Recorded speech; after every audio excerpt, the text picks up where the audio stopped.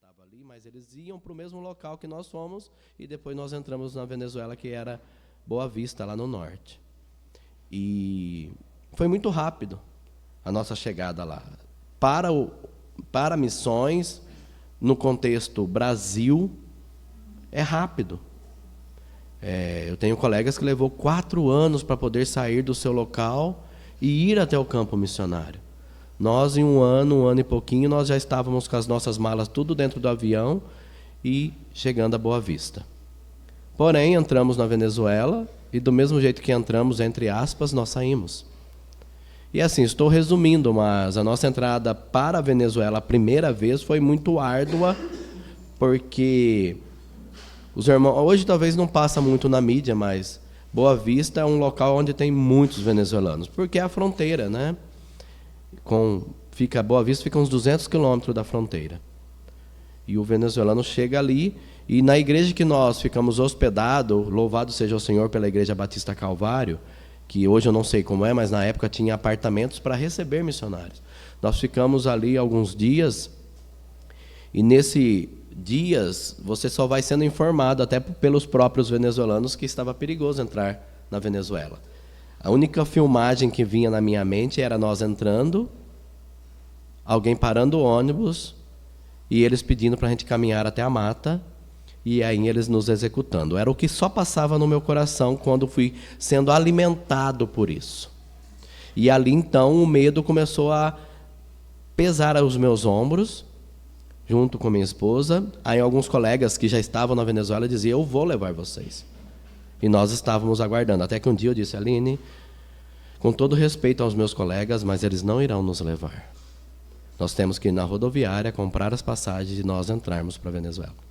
Deus é tão bom que compramos as passagens, e Deus colocou 2 pastores dentro desse ônibus, brasileiros, que ia até a metade do caminho nosso. Nós íamos 2.000 quilômetros, eles iriam 1.000 quilômetros, aonde nós também paramos nesse local, que é Porto Ordaz e São Félix, que tem um seminário lá. Deus é tão bom que tinha um pastor, o nome dele é Calvino, um idoso, bem senhorzinho, mas Deus é tão maravilhoso que, para descansar o meu coração, eu acreditava que aquele idosinho, com todo respeito, né, não tão idoso, mas me ajudaria em alguma questão contra se alguém parasse o ônibus. E o Rubem é mais novo, né, o pastor Rubem. Eu conto isso por quê? Porque Deus colocou 2 pessoas que não teriam força nenhuma, igual a mim, para me ajudar. Porém, Deus falou: já que você está com tanto medo com a sua família, sua esposa e seus 2 filhos, eu vou pôr 2 homens do Senhor aí dentro. Mas depois, quando a gente passa aquele período, a gente olha e fala: Senhor, se tivesse que acontecer alguma coisa, eles seriam juntamente executados. Por que eu trago isso para vocês um pouco? O que é para trazer segurança para nós, que é o país da Venezuela, eles não trazem essa segurança, que são os próprios da parte governamental. Eles são corruptos, o sistema fizeram eles se tornarem ainda mais. Não há diferença em lugar nenhum. O pecado faz todos nós sermos corruptos. Se eu tirar os olhos de Jesus, eu serei corrupto. Você será corrupto. O que nos faz diferente é Jesus. Mas assim, o sistema fez isso com o país se tornou muito difícil. Uma viagem que é para durar 8, 9 horas, durou quase 20 horas, porque o ônibus é parado constantemente por militares. Eles entram com suas armas gigantescas, manda descer, manda entrar, quer olhar mala.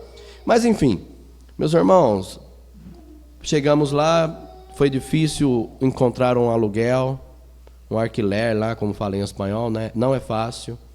Porque o sistema diz assim: se você tem 2 casas, você não precisa de outra. Então, se você tem outra para alugar, e eu entro e eu bato o pé que eu não irei pagar aluguel, e também o sistema vai dizer: pode ficar. Ele não precisa de 2. Para que vai querer 2 casas? E se tinha criança, pior ainda, porque aí o sistema bate o pé mesmo e diz: não, é direito, olha, ele tem 2 crianças, ele não precisa sair. Então, encontramos essa dificuldade. Mas, para resumir, pandemia depois chegou, e nós saímos num voo militar. Eu tenho um amigo chamado Rodrigo Torres, que ele dizia para mim: Alexandre, existe coisa na vida do ser humano que só acontece com 2 classes. Ou ele é milionário ou ele é missionário. No caso, não digo missionário de somente missões, tá bom? Um servo do Senhor, eu prefiro usar essa frase. Deus faz milagres. E nós não tínhamos condições nenhuma de sair da Venezuela e aprove o Senhor nos tirar. Então, essa é a parte para aqueles que não conheciam. Nós voltamos e depois voltamos para Boa Vista em oração para entrarmos novamente na Venezuela. Porém, os nossos documentos estão dentro de Caracas, estamos aguardando até hoje, e os documentos não saíram. E com a primeira experiência, nós vimos que é inviável um estrangeiro viver em outro país, eu digo, no caso, Venezuela, sem documentação. Você não faz nada na Venezuela sem documentos. Inclusive, parte financeira, o dinheiro não passa por mim, vai passar na conta, vou usar uma palavra feia, de um laranja, né? De uma outra pessoa que me cede um cartão. Enfim, nós vimos que isso não daria certo ministerialmente. E nós começamos a orar até que aprove o Senhor nos trazer agora, né? Há quase 2 anos, nós voltamos em junho, para Nova Odessa. Estamos com um grupo transcultural, também costumo dizer isso, mas apesar que já são brasileiros, né? Mas eles fazem questão ainda, muitos, de manter a língua. Eles são da Letônia, leste europeu. Teve a época no comunismo, né? A geração anterior veio devido a isso, né? Fugindo. E nós estamos lá até quando o Senhor assim nos permitir. Nós estamos em oração e sempre pronto para dizer ao Senhor, sempre temos falado ao Senhor, eis-me aqui. Porém, não é um agravante, mas algo que nós temos orado e considerado desde quando nós voltamos a segunda vez para Boa Vista, que é meu pai. Meu pai é viúvo, 78 anos, obeso, diabético tipo 2, insulina, hipertenso, compartilhando com o irmão Ramon. Ele tem não é diabetes, descobri agora, mas ele é chamado de diabetes, ele tem outro tipo de diabetes que chama insípidos. Então, se ele não tomar uma medicação, o hormônio dele, da hipófise, não produz um hormônio e ele não retém líquido, né? Então, o que ele bebe sai, Enfim, meu pai, Deus tem nos dado esse privilégio ainda de poder dar um auxílio para o meu pai. Apesar de sermos em 3, um mora na Venezuela, um missionário também, o Agnaldo, é meu irmão. O Adivaldo mora em Limeira, mas agora com mudança de horário dele, ele fazia home office e agora ele está na empresa. Então, agora eu percebo que eu estou mais ativo na vida do meu pai, levando para a Unicamp, enfim, dentre de outras coisas. Nós temos orado, meu pai é um senhor do sítio, um homem letrado, um homem bruto, e eu digo, vem morar comigo, pai, e ele não quer. Enquanto ele tem força, eu não consigo carregá-lo, porque eu sei que se eu levá-lo à força, as coisas não vão ficar boas para mim, não, e nem para o meu lar. Mas Deus tem permitido isso também. Era algo que estava incomodando o meu coração depois de uma época, porque a Bíblia diz que aquele que não cuida dos seus se torna pior do que o infiel. Então, eu creio que esse momento da nossa vida, minha e da minha família, Deus nos trouxe de volta, não somente para isso, mas para juntar alguns cacos, né? A vida nos quebra, não é verdade? E Deus tem restaurado o meu lar, graças a Deus. Não que estava tendo algum problema, mas tinha muitas coisas acontecendo. Só para os irmãos entenderem, nós tínhamos 10 anos quase numa vida itinerante. Imagina você vivendo 10 anos, eu nem consigo imaginar 40 anos dos judeus, irmãos. Né? Monta, desmonta, monta, desmonta, monta, desmonta. Mas estava assim a nossa vida. E aí eu passava nas igrejas, talvez, eu não sei se eu falei isso aqui, que eu entraria na Venezuela e morreria na Venezuela. E Deus mostrou que eu errei. Ele que toma conta, ele faz como ele quer. Era o meu desejo, mas Deus não permitiu. Então hoje estamos lá. Graças a Deus, meus filhos estão podendo estudar um pouco mais algumas outras coisas, né? Quando eu falo outras coisas, além de escola. Deus permitiu eles passarem numa prova, eles fazem aula de música, nós não pagamos nada, mas a gente sai da cidade e vai para a vizinha lá, que é Americana, que é do lado, é o quintal, aliás, é ao contrário, Nova Odessa é o quintal de Americana, né? Nova Odessa é maior. Então, minha filha troca, se tiver, de repente, uma oportunidade, ela toca a flauta transversal, e o meu filho ali, estamos na luta para aprender o trompete. E isso, com a nossa vida em movimento, nós não podíamos fazer isso. Em Boa Vista até tentamos, mas o sistema lá é um pouquinho mais difícil, né? Eu costumo dizer que quem mora na região de São Paulo é privilegiado. Essa é uma visão minha visitando o Brasil. Claro que nós somos queixosos, né? Mas é privilegiado, meus irmãos, em todos os aspectos. Saúde, rodovia, tudo que vocês pensarem é um privilégio. Mas estamos então em Nova Odessa. Pela graça de Deus, em quase 2 anos, de imediato, eu vou tentar lembrar rapidamente, 3 pessoas aceitaram a Cristo, 2 estou conseguindo discipular, uma não. Uma perdi o contato. Mas assim, é tão surpreendente que quando nós escrevemos a carta dizendo, irmãos, nós vamos nesse momento dar uma parada do Projeto Venezuela, isso me arrebentou. Não foi fácil escrever aquela carta. Até mesmo muitos talvez nem sabem que nós estamos por aqui, porque eu reduzi ao número de quem nos abençoava economicamente.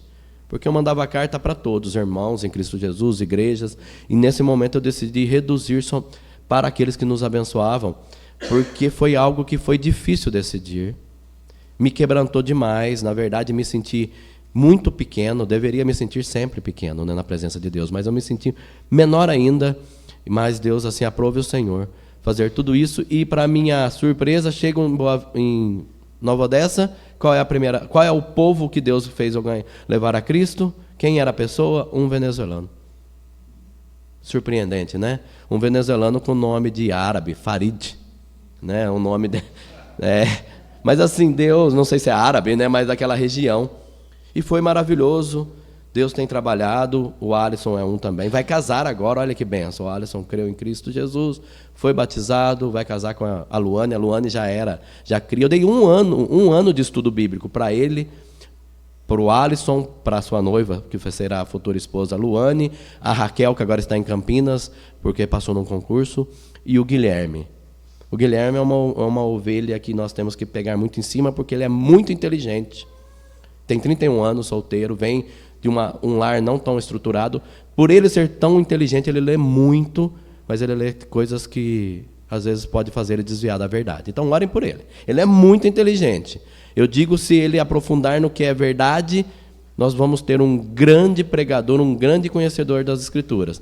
Mas ele, desde quando eu já dava estudo para ele, eu falava, olha, você está muito perto do fogo e isso vai te queimar. Só que eu decidi na minha vida que eu não imponho nada para ninguém. Eu apenas ensino o que eu creio que é a verdade, e quem vai decidir serão eles. Minha família também, eu tenho conversado sobre isso. Eu conversei com a minha... Estou misturando os assuntos, mas para os irmãos entenderem um pouco. A minha filha me fez 2 perguntas recentemente. Comentários, na verdade. Uma foi uma pergunta. Ela me perguntou, pai, se um dia eu deixar a igreja a qual nós congregamos, você vai ficar chateado? E eu de imediato falei que sim, que não era assim, mas o Espírito Santo começou a me incomodar e eu procurei ela, depois disse, você vai para onde você quiser, desde que você coloque Cristo sempre à frente de todas as suas decisões, e desde que aonde você frequente ensina a verdade. Tirando isso, você pode ir para onde você quiser, porque o importante não sou eu, é Cristo na sua vida. Então, assim, Deus é maravilhoso, Deus trabalha de maneiras maravilhosas. Então, Deus tem nos dado oportunidades de refletir a vida. Minha esposa tem trabalhado na igreja, mas também tem trabalhado, a gente chama de secularmente, né? Tem dado aula, as circunstâncias da vida a fez ir para isso. Mas nós estamos orando e Deus também há de nos dar sabedoria e redirecionar, mas Deus tem sido misericordioso conosco. É tão bom, irmãos, a igreja que nós estamos é uma igreja que tem muitos idosos. Orem pelos jovens, aqui eu vejo um bom grupo, né? Eu vejo as crianças, isso é maravilhoso. Mas a Deus é muito bom. A última vez nós fizemos o encontro dos homens, e a minha esposa me chamou a atenção que aqui é homens fortes, né? Lá é o encontro dos homens. Mas, primeira vez nós tivemos aí um grupo de 7 a 12, porque eu não sou de números, mas dessa vez os irmãos disseram para mim que só de homens chegou 32 homens. E eu vou dizer para os irmãos, é quase 100% dos homens da igreja. Foi muito bom, algo muito informal, igual vocês fizeram o café da manhã, que eu amo isso. Eu sou muito informal. Alguns lugares me exigem ser formal. Então, a gente tem que fazer igual Paulo, né? Certa vez que eu tenho um pastor dizendo, sou como um camaleão, né? Não que ele é falso, ele se adapta aonde ele deve estar, ele vai fazer para Cristo.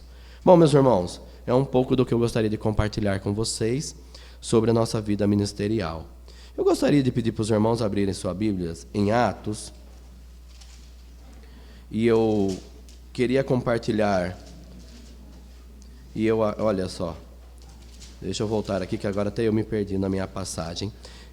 Atos 11, 27. Serei bem breve, não precisa ficar preocupado com o seu almoço, tá bom? Não se preocupem, vocês não vão deixar o feijão queimar. Isso é verdade, já estão todos satisfeitos, né? O pastor Dorian é porque ele é magrinho. Brincadeira. Meus irmãos, certa vez eu tive a oportunidade de me deparar. Eu digo assim, toda a Bíblia eu sou uma pessoa que eu não tenho versos na minha vida. Qual é o versículo que você mais gosta? São momentos da minha vida. Estou meditando nas Escrituras e o Senhor vai trazendo informações, vai quebrantando o meu coração. E quando eu me deparei com o texto de Atos capítulo 11, do verso 27, eu confesso aos irmãos que me encantou ver algo, e isso mexeu comigo. E naqueles dias receberam profetas de Jerusalém para Antioquia. E levantando-se um deles por nome Ágabo. Desculpa, vocês estão na outra tradução, deixa eu pôr aqui. Rapidamente, eu já vou ler para vocês na tradução de vocês também. Acho que a maioria está com a NVI, né? Então deixa eu só achar Atos 11 aqui, verso 27. Obrigado, meu irmão, para ver meu rosto, né? Obrigado. É que eu fiquei sem jeito de mexer. Obrigado. Obrigado. Na verdade, eu nem usaria. Se eu deixar, daqui a pouco eu estou aí embaixo com vocês, tá bom? É que eu vi que tem uma câmera ali, então se eu desço, talvez não me pega tão bem, né? Mas na NVI diz assim: naqueles dias, alguns profetas desceram de Jerusalém para Antioquia. Um deles, Ágabo, levantou-se e pelo Espírito predisse que uma grande fome sobreviria a todo o mundo romano. O que aconteceu durante o reinado de Cláudio? Vou orar. Grandioso Deus, quero te agradecer pelo privilégio de estarmos aqui reunidos com os irmãos. Uma igreja, ó Deus, cristocêntrica, que tem sempre buscado a tua vontade. E obrigado pelo sangue de Jesus que nos une e nos faz ter o privilégio de comunhar em igualdade. Peço que o Senhor me use segundo a tua vontade, através do Espírito Santo. Essa oração faço em nome de Jesus. Amém. Meus irmãos, então, o livro de Atos, eu costumo dizer, aprendi com alguém, que é perigoso tirarmos doutrinas fundamentais. Muitas igrejas, que não são igrejas, até seitas, ou algumas igrejas que têm ensinamentos errados, que é chamado de heresias, foi por causa desse livro. Porque é um livro de transição. Está tendo uma transição, né? Os judeus, agora Deus em Pentecostes, o Espírito Santo já nas pessoas, a igreja, uma transição. E dentro disso, o livro então existe os seus perigos, mas hoje eu não vou trazer nenhuma doutrina fundamental. Mas o que me destaca é quando Lucas escreve o livro de Atos, e assim, é interessante, irmãos, faça um estudo ou algo que você quer e dê na mão de umas pessoas. O médico, temos um aqui, ele tem uma visão muito profunda dentro de um assunto. O Lucas era médico. Então, Lucas consegue enxergar algumas coisas através do Espírito Santo, e não que os outros que escreveram as Escrituras não tinham essa visão. Não é isso que eu estou dizendo, mas cada um na sua personalidade. Por exemplo, Paulo era muito intelectual, então tem coisas que é difícil, Pedro falou isso, é difícil entender o que esse camarada está falando, né? Certa vez eu fui numa palestra e o palestrante na igreja terminou a palestra e eu não entendi quase nada, né? O pastor da igreja disse: muito obrigado, irmão Nietzsche, que você baixou o seu nível. Se ele não tivesse baixado aí, que eu não entendia nada mesmo. Então, é o nosso cérebro, né? E Lucas, nessa sua observação, ele traz muitas informações para nós. E o que eu gostaria de destacar dentro do livro de Atos, né? Quando ele escreve para Teófilo, e talvez até mais próximo agora dele, porque Lucas ele coloca excelentíssimo. Em Atos, normalmente ele já corta essa palavra. Então, a formalidade que ele tem no Evangelho de Lucas, ele não tem no livro de Atos. Talvez porque já se tornou um amigo, né? Eu chamo o irmão Ramon. Aí, dependendo, tem outros doutores aqui no nosso meio, que a gente já quebra o DR e coloca. E quando eu falo doutores, não é de medicina, é doutorado, né? Lá em Nova Odessa tem um mesmo que eu não coloco. Não sei se ele fica bravo, mas eu não coloco. É irmão em Cristo Jesus, né? Nunca perguntei, na verdade. Mas eu sinto que ele não liga mesmo. Não é médico esse outro, né? Então, Lucas faz isso no livro de Atos. E o que eu gostaria de enfatizar é que vai ter fome. O verso 27 diz, levantou quem? Ágabo. E olha, dava a entender pelo Espírito. O Espírito o quê? Espírito Santo. Dava. Nesse momento, o Lucas põe, parece uma dúvida, né? Porém, quando ele continua, ele diz assim, e isso aconteceu no templo de Cláudio César. Então, se poderia termos uma dúvida, Lucas logo já deixa bem claro, isso aconteceu. Então, a fome já aconteceu. Quando Lucas está escrevendo o livro de Atos, ele não está trazendo uma profecia, algo que irá, uma escatologia, né? Algo que ainda há de vir. Não, ele disse, já aconteceu. Verso 29 diz, e os discípulos determinaram mandar cada um conforme o que pudesse, socorro aos irmãos que habitavam na Judéia. Meus irmãos, esse versículo 29 e o 30, ele me arrebenta no meio. Ele destrói o que eu acho que ainda há de bom em mim. E se há de bom é em Cristo. Mas ele diz, e os discípulos determinaram mandar. Mas não vai ter fome? Não foi isso que foi anunciado? Veja bem, eu passo aqui e digo para vocês, olha, irmãos, um adendo, tá? Não vai acontecer. Não creio nesse dom, mas digamos que hoje ainda houvesse um dom de revelar algo, e eu dissesse, irmãos, estou passando aqui e Deus falou comigo, não falou, tá? Mas Deus falou comigo que vão passar fome no Brasil. O que vocês fariam? Como bom mordomos. Participem comigo, por favor. O que vocês fariam?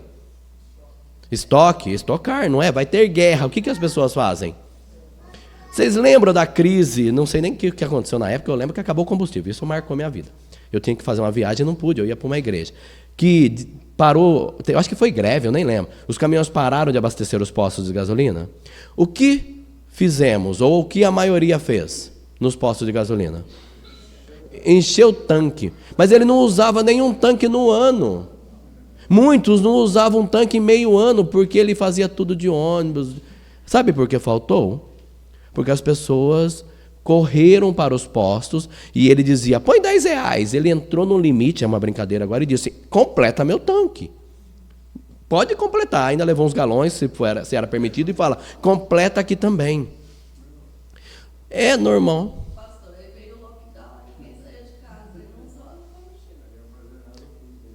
Aí sobrou muito, né? Estão vendo como é a loucura da vida? Mas normalmente, mas vamos do lockdown, é que depois, né? Mas se você, o brasileiro não se desesperou porque lançaram e logo tiraram, mas com o Rio Grande do Sul falaram que ia faltar o quê? Arroz. Então eu vou comprar no mercado. Aí você estoca arroz, que não é igual antigamente na casca, né? Aí depois de um tempo você olha, tá cheio de caruncho. E aí nós agora somos, né, agora nem tem uma vida melhor do que no passado, né? Eu não vou comer esse arroz, não. Porque tá cheio de caruncho, né? Já comi muito arroz cheio de caruncho. Não, porque era a vida, enfim, né? Faz parte, tem que escolher lá, arrancar os carunchinhos e tal. Esses jovens não vão saber o que é isso. Porque Deus seja louvado por isso, né? Mas normalmente nós queremos estocar. Porém, Lucas nos traz uma informação que diz, e os discípulos determinaram mandar, cada um conforme o que pudesse. É a parte melhor. O que você vai mandar? Eu mando o que eu posso. Não temos legalismo dentro das Escrituras. Não há uma quantidade que deve mandar. Ele disse, mandaram conforme o que pudesse. Não é para alguém ficar chorando, eu mandei o meu jantar inteiro para lá e agora. Isso é loucura. É loucura, verdade, é loucura. Por isso que nós vemos algumas pessoas ainda agora desesperadas por causa da fé. Mas eu dei para Deus e Deus me devolveu. Deus nunca trabalhou assim. Socorro aos irmãos que habitavam na Judéia. Essa Judéia é a mesma igreja que ajudou lá atrás, quando vendia tudo em comum e colocava. Jerusalém. Alguns dizem que Jerusalém passou a necessidade porque fizeram lá atrás. Eu não vejo isso nas Escrituras, porque a Bíblia não fala isso para mim. Aprove o Senhor por algum propósito, situações diferentes. Meus irmãos, e o 30 diz, e o que eles com efeito fizeram, enviando aos anciãos por mão de Barnabé e de Saulo. Então, eles fizeram... eu falei que eu ia ler na outra tradução e voltei aqui para a Bíblia. E eles fizeram enviando as suas ofertas aos presbíteros pelas mãos de Barnabé e Saulo. Meus irmãos, eu vejo hoje, olhando, aí pensando em igreja, agora um conceito igreja. É maravilhoso quando nós aprendemos a ouvir a voz do Senhor. Como missionário mesmo, eu já tenho esse pensamento, não é de hoje, e Deus tem trabalhado ainda essa fé no meu coração, mas já tive várias perguntas, né? Nesse momento não está aberta a perguntas, mas em relação à vida, seja missionária, seja pastoral, seja a sua vida. Certa vez estava no local e perguntaram, mas eu tenho para mandar para o missionário. E eu disse, mas se você tem o seu vizinho que precisa, ou pelo menos o da mesma fé dentro da tua igreja local, cuide dele. Porque para mim Deus vai levantar de alguma maneira, não que não vai levantar para o outro. Mas olha só, eu estou aqui falando, não sei nem qual é o grupo que tem, mas vamos dizer que tenhamos aqui 100 pessoas. São 100 pessoas, lembrando que existe um homem chamado Alexandre, com uma esposa chamada Aline, meus filhos estão lá, que é a Ana Elise e o Arthur. Então Deus pode fazer um mover, porque eu sempre tive comigo que o sustento vem sempre do Senhor. A diferença, eu só preciso que as pessoas me conheçam. Então aí cabe a mim mostrar para a pessoa, olha, estou no ministério, vocês estão me vendo, mas o resto é com o Senhor. E aí me perguntaram isso, e eu disse, cuide do irmão da sua igreja. Não, mas eu vou dividir. Ele tem 100, ele quer dividir 50-50. Falei, mas se o seu irmão precisa do 100, você não vai suprir nem dele nem o meu. Por que eu estou trazendo isso, irmãos? Essa igreja, para mim, é diferenciada. Essa igreja de Atos, capítulo 11, que trabalhou a igreja para Antioquia. Essa igreja, ela, mesmo sendo informada que haveria fome, ela decidiu ser uma bênção. Resumindo, ela dividiu o pão dela. Porque haveria fome. E como eu disse, eu sei, não é só você, não sinta-se mal de você pensar, eu ia estocar. Eu também iria estocar. Porque Deus também nos ensina a sermos bons mordomos. Deus nos ensina que antes de começar uma construção, a gente senta aí, avalie e vê se vai ter condições para não sermos envergonhados. Também Jesus fala sobre ir para a guerra e a pessoa sentar e analisar. Claro que no poder do Senhor nós não precisamos nem pôr mão em armas. Só um grupo rodando os muros e tocando as trombetas. E vai vir ao chão. Esse é o nosso Deus. Porém, nós temos que perceber que nós precisamos estar com uma intimidade muito grande com o Mestre. E concluo dizendo assim, meus irmãos, quando eu trouxe o exemplo de igreja sobre ofertar, eu falava sempre para minha esposa, a gente precisa orar muito para que, seja o contexto que for, eu abençoo por emoção, eu estou abençoando pelo Espírito Santo. Vários colegas, e não estou aqui para reprovar nenhum, passam às vezes e falam da sua calamidade, da sua tristeza, da sua vida difícil economicamente, né? Eu não compactuo com esses meus colegas a respeito. Por quê? Eu sempre digo que se hoje as coisas apertarem, a primeira coisa que vai estar ali, ó, estacionado. Estamos pagando ainda, mas é aquilo ali que vai embora. Porque é algo que eu posso viver sem. Aquilo ali eu vou explicar para vocês, é o carro. É a primeira coisa, isso eu sempre tive na minha vida. Sabe por quê, meu irmão? Você também trabalha no dia a dia e eu sei que não é fácil. E você recorre a quem? Quando você está muito apertado. Talvez você tenha alguém mais íntimo, então você vai até ele.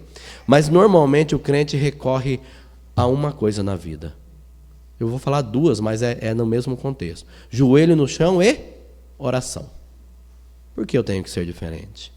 Porque eu preciso compartilhar com aquele grupo de 300, 400, 1000 pessoas, que agora é rápido, né? Um WhatsApp, e quanto mais contato você tem, de dizer, olha, irmãos, orem por mim, eu preciso disso. O orem por mim é só para dizer que eu sou um crente, mas eu preciso disso que está sendo enfatizado. E aí eu não tenho dúvida que tem irmãos caridosos que logo, logo vão suprir as necessidades. Eu não tenho dúvida. Porém, é tão gostoso quando nós ajoelhamos e clamamos a Deus. Meus irmãos, nós precisamos ter o mesmo sentimento que essa igreja teve. E eles só fizeram isso sendo anunciado que haveria fome, não é porque eles eram bons. Não foi porque eles tiveram bons professores, apesar que se nós pegarmos no livro de Atos, nós vamos ver quem estava ensinando eles. Claro que sim também, porque os bons professores, né, os bons líderes, nos ensinam muita coisa. Porém, o pastor Dorian pode gastar a sua vida, a irmã Gislaine, aqui em Barretos, esmerando na palavra. Se o povo não quer ouvir, ele é duro de coração e ele não vai ter mudança. Não é culpa só da liderança. Então a gente tem que ter uma balança. Deus está pedindo pessoas cheias do Espírito Santo. E eu não tenho dúvida disso. Pessoas guiadas pelo Espírito e não por emoção. Nossos olhos, e concluo com esse verso. Não é o contexto. Mas lembram quando Samuel Saul já aprontou de tudo que tinha que aprontar, né? Apesar que, estou dando estudo no livro de Samuel, Saul tinha as qualificações boas ali, a gente vê até antes de ser ungido a rei. Respeitoso com o pai, trabalhador, porque ele vai atrás de 3 jumentas, né? Até brinquei com os irmãos, imagina você sair hoje de manhã para o seu trabalho e daqui a pouco você voltar e falar, sou presidente do Brasil? Foi mais ou menos isso na vida de Saul. Mas para voltar, Saul ali acontece tudo aquilo, Deus fala não mais, e aí Samuel vai escolher um rei. E o que Deus fala para Samuel? Samuel, é o seguinte, vou parafrasear agora, tá? Vou trazer para a linguagem assim mais para nós. Samuel, é o seguinte, não pense que você vai ver ali o irmão dele, bonitão e forte, estilo Saul, que é ele, não é. E eu digo para você, Samuel, o homem vê o que está diante dos olhos. Não é assim? Né? Quando nós abençoamos alguém que está paupérrimo, a gente vê, né? A gente não pode esquecer que teve uma história assim, né? Um povo que enganou os judeus, o povo de Israel, porque colocou roupa maltrapilha, porque os olhos deles foram convencidos. Olha, veio esse pensamento em mim agora. Olha o perigo de nós sermos bênção na vida de algumas pessoas só pelo que nós estamos vendo. Não é? Vou brincar aqui rapidamente. Eu estou usando muito o Ramon, que eu converso bastante, mas eu vou usar o pastor Dorian também, que tem o seu trabalho fora da igreja. Eu poderia citar o Ricardo, né? Pelo que eu ouvi um pouco, né? Eu estou dizendo deles por quê? Porque uma renda talvez mais agradável. Mas eles gostam de ganhar presente, vocês não gostam? Você gosta, irmão Ramon? Mas normalmente a gente dá presente para quem? A gente acha que é só para aqueles gatos, aquele lá, né? Lembrei dele, eu vou dar para ele. Não, é gostoso. Presente é bem-vindo em qualquer momento. Mas, voltando a Samuel, Deus diz para ele, o homem vê o que está na frente, mas eu vejo o coração. Meus irmãos, se queremos ser uma igreja diferenciada, se nós queremos ser um crente diferenciado, nós precisamos olhar para Jesus, clamar por ajuda de Jesus para quebrar vários preconceitos que nós temos, né? Não sei vocês, eu sou cheio. Eu sou cheio de costumes. Mas isso não é legal, aí isso não é. Em vez de eu olhar e falar, mas pera lá, aquela pessoa adora a Deus de todo o coração, mais do que eu. Né? E pedirmos a ajuda de Deus para enxergar o coração. Se queremos fazer parte de algo que impacta a vida de alguém, se vocês querem impactar Barretos, é serem cheios do Espírito Santo. É fácil? Não estou dizendo que é fácil. Mas se o Senhor disse, não vos embriagueis com vinhos, aonde há contenda, mas enchei-vos do Espírito Santo, é porque é possível. Senão ele não deixaria isso. Meus irmãos, no meio da fome, nós vamos repartir com o outro se nós estivermos cheios do Espírito Santo. Isso faz a diferença na sua vida. Não há outra maneira de fazermos diferença na vida de alguém sem estar cheio do Espírito Santo. Orem por mim, orem pela minha família, orem para que eu vença as minhas lutas, né? Que lutas? Não é contra a carne. E é interessante, né? Éfeso, porque estava tendo alguma coisinha entre eles ali. Parem de discutir entre vocês, é isso. Mas é contra as hostes espirituais da maldade. E quando nós temos um pequeno problema entre nós, é porque nós deixamos de olhar para o autor e consumador da nossa fé, o grande eu sou, o Senhor dos senhores, e deixamos as hostes espirituais da maldade influenciar os nossos pensamentos e coração. É por isso. Então nós precisamos da graça e misericórdia de Deus, a qual vai trabalhar tudo isso na nossa vida, na sua vida. É só o Senhor. Não há outra maneira. Não há outro jeito. Pedro sabia disso. Para quem iremos nós? Claro que é o Espírito que revela ali para ele. Só tu tens a palavra. Meus irmãos, precisamos sermos cristocêntricos. Jesus precisa ser o centro da nossa vida.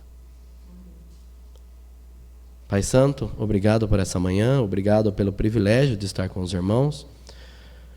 Abençoe, ó Deus, na liderança o pastor Dorian, a irmã Gislaine. Pedimos também, peço ao Senhor também por suas filhas, genros. Peço a Deus pela igreja de Barretos, a Igreja Batista Ebenezer. Peço por aquelas outras também que ensinam a verdade. Pai Santo, fortaleça-os no Senhor e no teu amor. Para que possamos, ó Deus, no momento de crise, e existe, aqui em Atos está dizendo uma crise econômica, falta talvez de mantimento, mas além disso, muitas vezes nós temos uma crise existencial, uma crise emocional, uma crise de personalidade, uma crise, ó Pai, da qual a gente olha e fala, por que o outro se dá bem e nós não? Mas, Pai, tudo isso deve concentrar força em Cristo Jesus. Tudo essas ansiedades que nós temos, precisamos lançar ao Senhor e esperar no Senhor. Humanamente nós lançamos e pegamos, mas eu te suplico que pela tua graça e misericórdia que há num Deus tão santo, o Senhor nos ajude, ó Deus, a vencermos as nossas fraquezas e as nossas limitações. Pai, tu és um Deus santo, um Deus poderoso. O Senhor é um Deus que, o mesmo Deus que livrou o povo do Egito, é o Deus que nós servimos hoje. O mesmo Deus de Paulo, Pedro, Barnabé, Apolo, Priscila e Áquila, entre outros, Abraão no Velho Testamento, Isaac e Jacó, é o nosso Deus. O Senhor é um Deus tão maravilhoso que Jacó, ó Deus, traz o significado, né, de uma pessoa enganadora, mas o Senhor é um Deus tão santo que o Senhor se aproxima de um enganador. E o Senhor transforma de enganador em Israel. Então, ó Deus, o Senhor é um Deus que transforma vidas e muda a mente e coração. O Senhor é um Deus que tem o poder de fazer alguém que era se tornar, ó Deus, alguém que era mal se tornar alguém que é bom. O Senhor é um Deus que transforma a vida de um ladrão que roubava, ele deixa de roubar, como diz na Escritura, e além de deixar de roubar, ele ainda depois trabalha e dá para outro. Ele abençoa outro. Olha a mudança, ó Deus, de querer algo de alguém a trabalhar para si próprio e depois, além de ter para si, ele dá para outro. Essa é a mudança que Deus faz. Essa é a mudança que o Senhor faz na nossa vida.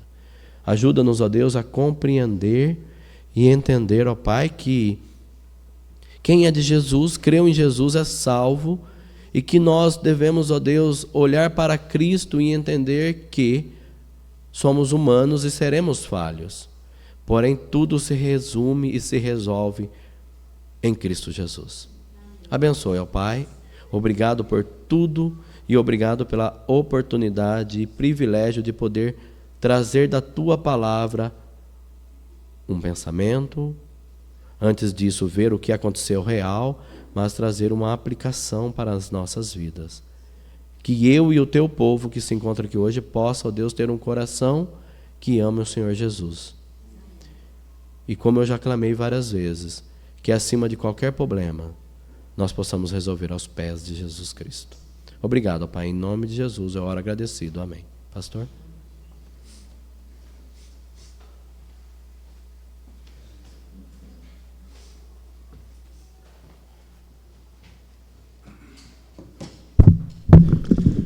Obrigado, pastor Alexandre. Nós estamos assim terminados, irmãos. Encham o pastor de perguntas. Se você tiver alguma dúvida, bombardeie ele ali. Aproveitem. E até às 18h30, se Deus permitir, a comunhão faz parte do culto sempre e sempre. Amém?